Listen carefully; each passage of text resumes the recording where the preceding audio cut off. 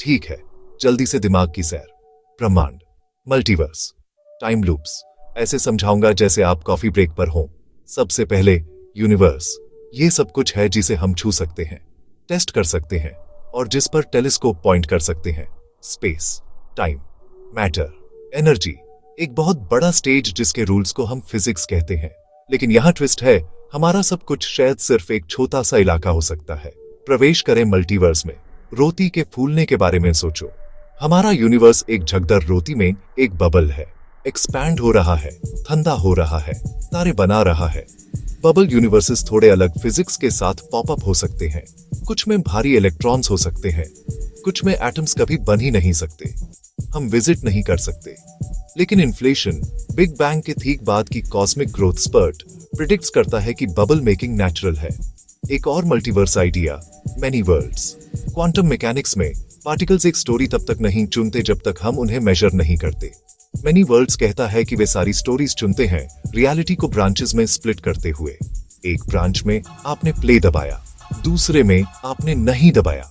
Branches के बीच कोई teleporting नहीं, बस रैंडमनेस को हटाने का एक एलिगेंट तरीका है ये कहने से कि सब कुछ कहीं ना कहीं होता है। स्ट्रिंग थ्योरी से पुराने आइडिया भी है।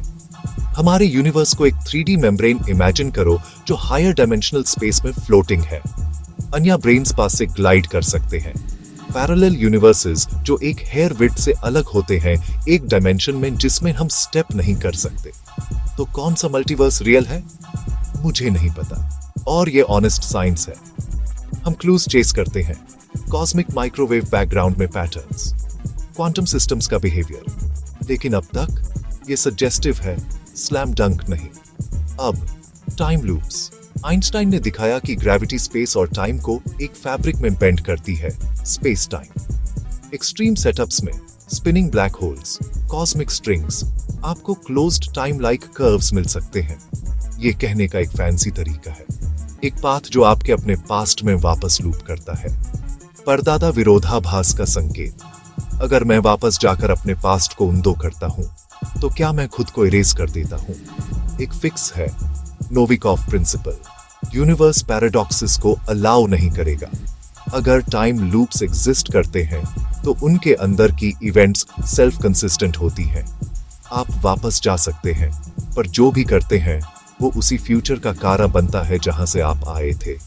बूटस्ट्रैप पैराडॉक्स सोचो, आप बीथोवन को उसका अपना म्यूजिक देते हैं और हिस्ट्री लूप को बैंड कर देती है। एक और फिक्स मैनी वर्ल्ड्स पर आधारित है। वापस ट्रैवल करने से आप बस एक अलग ब्रांच में पहुंच जाते हैं। कोई पैराडॉक्स नहीं, आपकी पुरानी टाइमलाइन इंटैक्ट रहती है और आप अपनी ओरिजिन स्टोरी को नुके नहीं कर सकते। क्या टाइम लूप्स असल में एग्जिस्ट करते हैं? शायद इक्वेशंस में। रियलिटी कॉज़ैलिटी को होराइजन्स, क्वांटम फज और इनकन्वीनियंट इंजीनियरिंग रिक्वायरमेंट्स जैसे ब्लैक होल और गॉड लाइक एनर्जी बजट से प्रोटेक्ट करती है। तो प्रैक्टिकली अभी कोई टाइम टूरिज्म नहीं है, यहाँ वाव है। आप पहले से ही टाइम ट्रैवल कर रहे हैं। हर सेकंड आप एक सेकंड फ्यूचर में मूव करते हैं। तेजुदो या किसी भारी चीज के पास बैठो और टाइम डायलेट्स। आप धीमी गति से एज करते हैं। एस्ट्रोनॉट्स ने इसे माइक्रो सेकंड से किया है। ये साइफाई नहीं है, ये ट्यूसडे है। तो यूनिवर्स हमारा मेजरेबल सब कुछ, मल्टीवर्स पॉसिबल बड़ा context, bubbles, branches, brains, time loops paper पर अलाउड, रियलिटी द्वारा पुलिस्ड। मिस्ट्री कोई बग नहीं है, ये थ्रिल है। हम एजेस को पुश करते हैं, डेटा इकट्ठा करते हैं और कॉस्मोस को हमें सरप्राइज करने देते हैं। अगर इसने आपके माइंड को थोड़ा भी स्ट्रेच किया तो मुझे खुशी है।